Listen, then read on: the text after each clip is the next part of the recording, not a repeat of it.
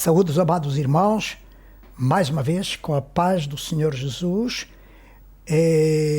Hoje iremos dar continuidade e fim a este assunto que temos vindo a tratar em 4 estudos, e este último estudo nós dividimos em 2 partes. Esta é a última parte, a segunda parte deste estudo acerca da atmosfera da sua presença. Vamos orar antes de nos debruçarmos na palavra do Senhor. Nosso Deus, estamos em Tua presença nesta hora, Senhor, para glorificar e para exaltar o Teu santo nome. Senhor, guia-nos pela Tua palavra. Ela diz que a fé vem pelo ouvir, Senhor, e o ouvir pela Tua palavra. Senhor, guia-nos, dirige-nos, inspira-nos e dá graça àqueles que nos ouvem nesta hora, Senhor, para que a Tua palavra possa entrar em suas vidas, em seus corações, em suas mentes, Senhor, e possa produzir fruto para a Tua glória e para a Tua honra. Assim nós oramos, pedimos e Te agradecemos, no nome de Jesus. Amém. Amém. Quero voltar aos princípios que nós temos falado desde o primeiro estudo, aos 2 princípios, irmãos devem estar lembrados, com certeza. Ao princípio de que devemos fazer aquilo que agrada a Deus. Se estamos falando da sua presença, Deus se agrada e se faz presente àqueles e naqueles cujas vidas estão em pleno agrado do Senhor. Quando as nossas vidas agradam a Deus, Deus se faz presente. O segundo princípio é: façamos aquilo que nós acordamos com Deus. Cada um de nós tem acordado com Deus acerca da sua vida, acerca do seu fluir no Senhor, acerca da sua comunhão com Deus, acerca da oração, acerca da meditação da palavra de Deus. Cumpramos com fidelidade aquilo que nós acordamos com Deus. Hoje iremos falar sobre a plena ausência e a plena presença. A plena ausência. E seria difícil falar da plena ausência se nós não lembrássemos de Davi. Lembrar do rei Davi. Os irmãos conhecem muito bem a Escritura que fala sobre o pecado de Davi, como ele transgrediu, como ele pecou na presença do Senhor. Mas também devem estar lembrados do Salmo 51, onde ele relata a Deus a preocupação que ele tem da sua presença, e neste caso da ausência da presença do Senhor na sua vida.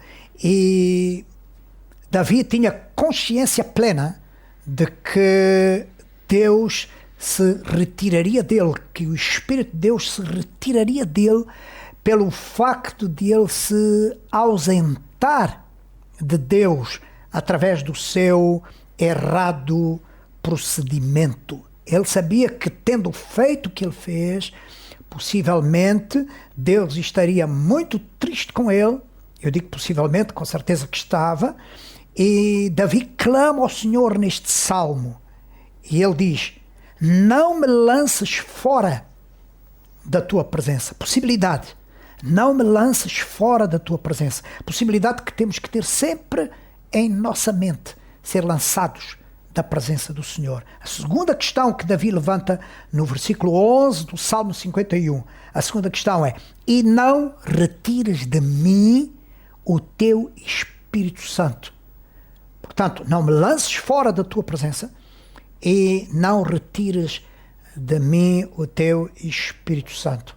2 possibilidades que aqueles que conhecem Deus, aqueles que andam em sua presença, aqueles que buscam a face de Deus, todo salvo deve ter sempre presente esta questão que Davi levanta no Salmo 51. A plena ausência é possível quando somos lançados fora da sua presença e quando Ele sai de nós, nem nós com Ele, nem Ele conosco. Pode acontecer, sim, um momento em que o Espírito de Deus se entristeça conosco. Isso é um momento muito especial que ninguém consegue dizer como, quando aconteceu, mas sabemos que é possível isso, pela palavra de Deus, pecar contra o Espírito Santo, por exemplo. 2 de Reis 17:23 diz: até que o Senhor tirou a Israel de diante da sua presença, como falara pelo ministério de todos os seus servos, os profetas, assim foi Israel expulso da sua terra, a Síria, até ao dia de hoje. Davi tinha consciência dessa plena ausência da presença de Deus quando ele escreve o salmo que já citamos. Quando persistimos em pecar, mesmo sendo pecados diferentes, sem nos arrependermos, persistindo em não deixar o pecado, persistir, portanto, em pecar. Estas atitudes não são só prejudiciais porque nos afastam da presença de Deus, mas porque não sabemos quando Ele virá pedir a nossa alma. Pode ser hoje. E esta é uma questão fundamental, é que uma vida em persistir no pecado, nós não sabemos em que momento é que o Senhor poderá vir pedir a nossa alma, como está escrito lá em Lucas 12:20, Jesus falando com aquele homem, ou daquele homem rico, naquela parábola, Jesus disse: louco, esta noite pedirão a tua alma e o que tens preparado para quem será? A persistência no pecado nos pode encontrar, vamos ver isso um pouco mais além, nos pode encontrar num pé falso perante o Senhor, se Ele nos vier buscar a qualquer momento que nós não sabemos. A palavra de Deus fala sobre isso. A presença de Deus é um diálogo. A presença de Deus é uma atmosfera de ida e de volta. Estar na presença de Deus significa que nós temos contacto com Ele e Ele tem livre contacto connosco. Este contacto, este diálogo, podemos dizer um diálogo de vida, não é só um diálogo que se fala, mas um diálogo em que nós entendemos que vivemos na sua presença, que Ele está em nós, nós estamos nele. É um diálogo, não é um monólogo. Nos monólogos, quando estamos sozinhos, nos nossos monólogos, nós nos tornamos incomunicáveis, precisamos de comunicar com Deus. Em plena ausência, as nossas coisas ainda podem acontecer, mas as dele não. O que eu quero dizer aqui é que quando estamos ausentes de Deus, pelas razões que eu já falei, nós podemos continuar fazendo coisas. Nós poderemos continuar pregando, nós podemos continuar falando dele, mas eu chamo a atenção, e a Bíblia também chama a atenção, as coisas podem até acontecer, mas não são as coisas dele, são as nossas coisas, são pela nossa força, são pelos nossos hábitos de ser crente, hábitos que temos de igreja, hábitos que temos, costumes que temos de fazer coisas de Deus. Mas precisamos ter cuidado, quando sua presença não está, seremos nós a fazer as coisas e não serão coisas dele. Não serão coisas dele, estou a dizer coisas aprovadas pelo Senhor. Lembra-se daquela passagem que Jesus falou? Muitos dirão naquele dia: Senhor, eu fiz, aconteceu, e eles ouvirão: aparte-te de mim, porque não te conheço. Atenção com esta palavra, não te conheço. A ausência plena da presença de Deus. Podem acontecer até coisas espirituais, mas são do meu espírito e não do espírito do Senhor. Podem ser de outros espíritos, de outras influências, de outras causas, mas não de Deus, não do Espírito de Deus, quando a sua ausência não está. 1 Coríntios 2:11 diz: porque qual dos homens sabe as coisas do homem, senão o Espírito do homem que nele está? Este Espírito que está no homem atua também. E muitas vezes a linha desta atuação é uma linha muito fina, que muitas vezes confunde se é o homem que está a atuar ou se é o Espírito de Deus. Os resultados depois se podem notar. O primeiro sinal da plena ausência de Deus é a falta de genuína salvação. e completa transformação. A plena ausência traz a presença do interesse. Quando Deus não está, nós começamos a ser interesseiros por coisas materiais, apegados às coisas do mundo, às coisas materiais, amizades destrutivas de bons caráteres. Começamos a ter amizades que destroem, a aceitar amizades na nossa vida que destroem bons caráteres, boas maneiras, vidas de duplicidade de caminhos. Nós adotamos para nós vidas duplas, com duplicidade de caminhos, sem definição clara do relativo e do absoluto. Os nossos valores se quebram quando a presença de Deus não está em nós. Os nossos valores se quebram. Já não temos noção do que é relativo, do que é absoluto. Tudo é bom. Esta é a frase que começa a ser ouvida. Tudo é bom quando acaba bem. Lembro-me da cantora já falecida, Whitney Houston. Em 1998 ela gravou uma música que ela dizia: "It's not right, but it's okay." Quer dizer, não está certo, mas está bem. Amados, na presença de Deus, com a presença de Deus, o que não está certo não está bem. Precisamos pôr certas as coisas na nossa vida em relação à sua presença em nós. Aqui, mais uma vez, deve estar claro que também não é a igreja. Os irmãos lembram-se que eu falei naquelas passagens do Apocalipse, capítulo 2 e 3, que Jesus fala às igrejas. Aqui, mais uma vez, quero deixar claro que não estou falando à igreja no geral, a igreja, o corpo do Senhor. Eu estou falando para ti, estou falando para mim, estou falando para você, estou falando acerca da minha vida também. Não é a igreja que se deve examinar, mas eu e o amado irmão, nós nos devemos examinar acerca da presença de Deus na nossa vida. A plena presença. O segundo ponto é a plena presença. Falamos da plena ausência, a plena presença. Voltemos a Davi. Ele faz uma imagem da presença de Deus como um lugar preparado por Ele para estarmos juntos. É a forma como, quando lemos Davi, nós percebemos nesse diálogo com Deus, nessas afirmações que ele faz no Salmo 51, é como se a presença de Deus fosse um lugar comum, onde nós estamos com Ele, Ele está conosco, nós desfrutamos da sua glória, nós desfrutamos não de sua presença só, mas de sua vida, nós desfrutamos desse falar quieto, manso, que nos anima, que nos fortalece. Nós podemos partilhar das bênçãos e da graça que o Senhor tem conosco. É como um lugar. E isso faz lembrar as palavras de Jesus em Lucas, capítulo 22, verso 12, quando ele manda os seus discípulos prepararem um lugar para ele cear com eles, para ele ter aquela última ceia, aquela comunhão com eles. E ele diz qual é o lugar. Ele é que ordena como preparar esse lugar, e depois ele chama os seus discípulos para estarem com eles. É uma relação de dupla afinidade, é uma relação, a presença do Senhor é uma relação de dupla atração. Nós somos atraídos para Ele, Ele é atraído para nós. Nós temos o poder de sair dessa atração, de sair dessa comunhão. Apocalipse 3:20 diz: "Eis que estou à porta e bato. Se alguém ouvir a minha voz e abrir a porta, então eu entrarei em sua casa e com ele cearei e ele comigo." É um lugar de uma relação, de um diálogo, de uma dupla relação. Louvado seja o nome do Senhor. As palavras em João 15, 4 e 7 diz... João capítulo 15, verso 4 e 7 diz: estai em mim,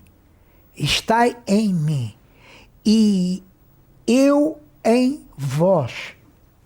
Esta é a presença do Senhor. Estai em mim. É uma presença consciente. Eu sei se estou nele.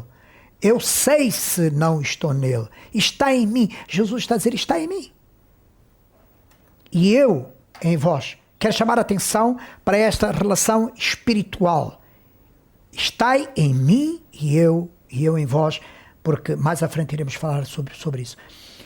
Ou as minhas palavras em vós, quando Jesus está dizendo eu em vós, ele também está dizendo as minhas palavras, estando as minhas palavras, habitando as minhas palavras em vós, no estado de obediência a essas palavras, a sua presença estará em nós.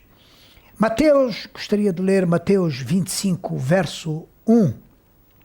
Ainda tem a ver com a plena presença do Senhor, mas aqui Jesus conta esta parábola que eu creio que é maravilhoso nós pensarmos como Jesus está falando aqui quando ele se refere a estas 10 virgens. Eu vou ler o texto, Mateus 25, 1. Então o reino dos céus será semelhante a 10 virgens que, tomando as suas lâmpadas, saíram ao encontro do esposo. Verso 2. E 5 delas eram prudentes e 5 loucas. As loucas, tomando as suas lâmpadas, não levaram azeite consigo, mas as prudentes levaram azeite em suas vasilhas com as suas lâmpadas.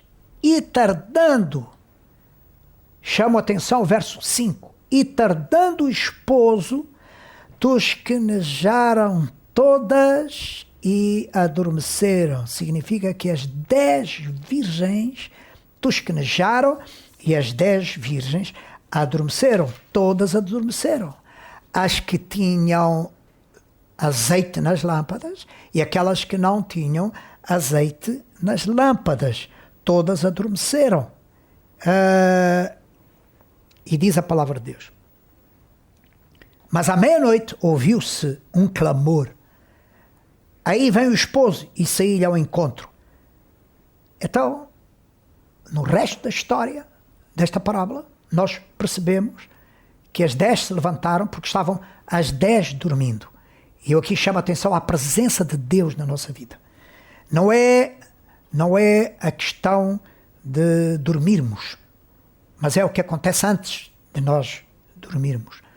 Como nós estamos com Ele antes de nós dormirmos. Não é a questão se morremos, é a questão como é que nós estamos antes de morrer. E era esta questão. Todos nós temos da parte de Deus o direito de viver a nossa vida. Seja dormir, seja comer, seja trabalhar, seja comprar, seja vender. Nós temos essa liberdade em Deus.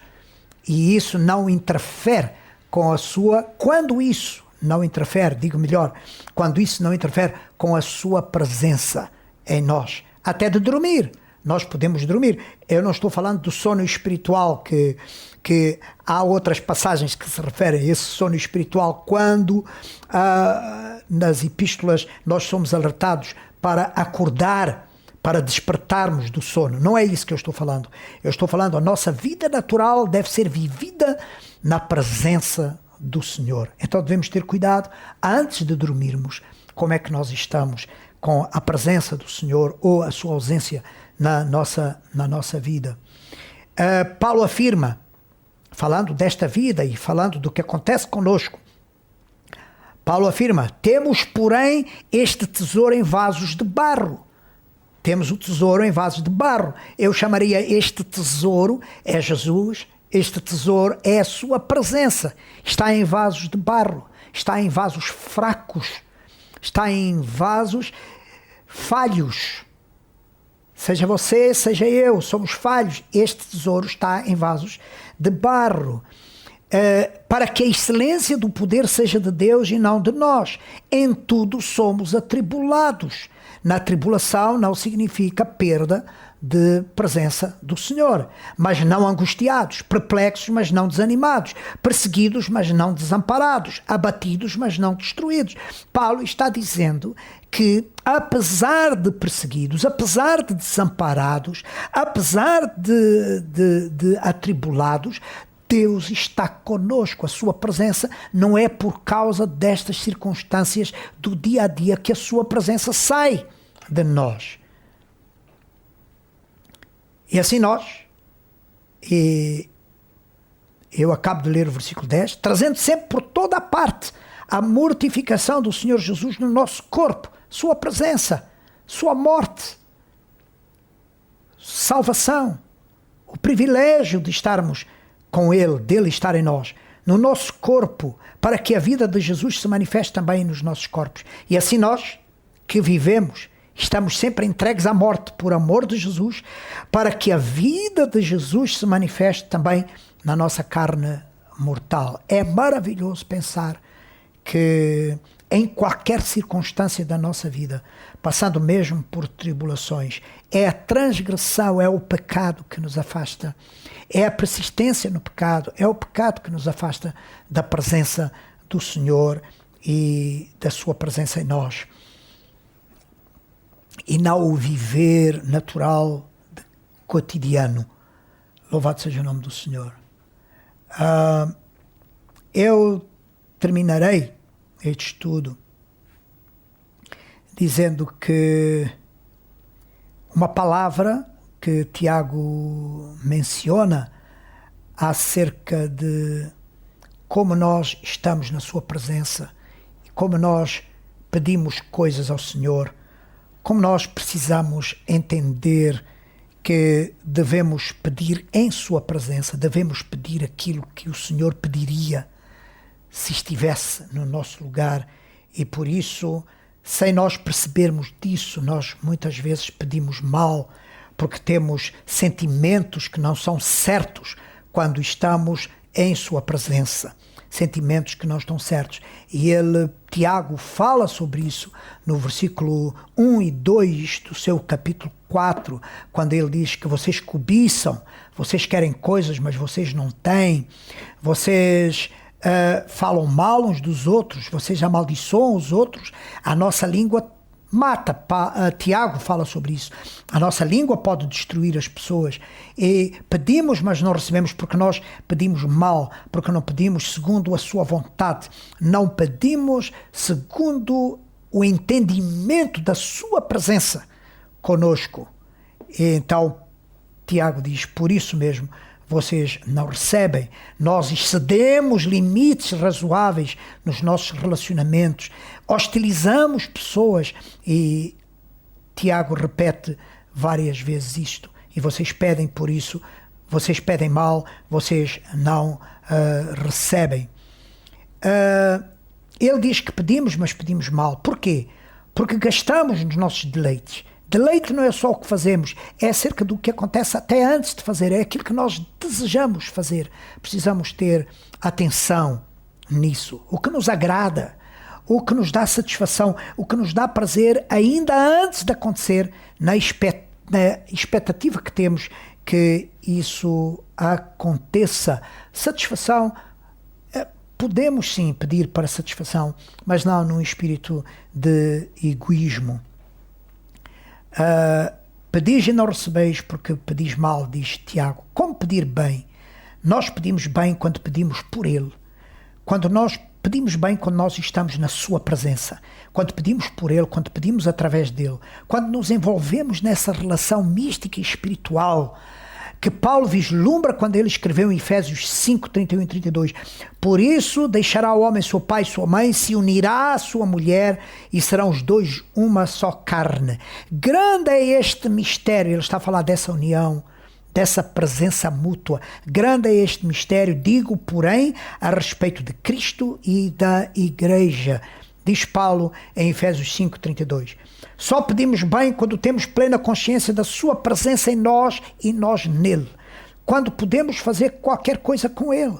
Como podemos negligenciar a sua presença? Como podemos fazer qualquer coisa sem ele?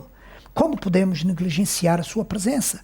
O facto de não o envolvermos gera inimizade, ciúmes entre nós e ele, quebra a relação, quebra a presença. Quando pedimos nele e ele em nós, sempre pedimos bem. Louvado seja o nome do Senhor. Tiago termina dizendo, adúlteros e adúlteras. Capítulo 4, verso 4. Adúlteros e adúlteras, não sabeis vós que a amizade do mundo é inimizade contra Deus? Portanto, qualquer que quiser ser amigo do mundo, constitui-se inimigo de Deus. Verso 5. Ou cuidais vós que em vão diz a Escritura, o Espírito que em nós habita tem ciúmes? Deus nos dá o refrigério, amados, da sua presença. Atos 3:19 diz, arrependei-vos, pois, e convertei-vos, para que sejam apagados os vossos pecados, a causa da sua presença se retirar, para que sejam apagados os vossos pecados, e venham assim os tempos do refrigério da presença do Senhor. Deus quer nos dar o refrigério da sua presença. Então nós temos que arrependermos-nos, temos que nos afastar dos pecados e Deus estará presente em nós. Salmo 68:3 diz assim, alegrem-se os justos e regozijem na presença de Deus e folguem de alegria. Amados, vamos nos regozijar na sua presença. Vamos fazer o que é certo. Vamos abandonar o pecado. Vamos nos arrepender de qualquer transgressão contra Deus. Vamos pôr nossos caminhos diante da sua presença para que Ele esteja presente nas nossas vidas. E Deus possa abençoar os amados irmãos. Amém. Amém. Senhor, nós te adoramos.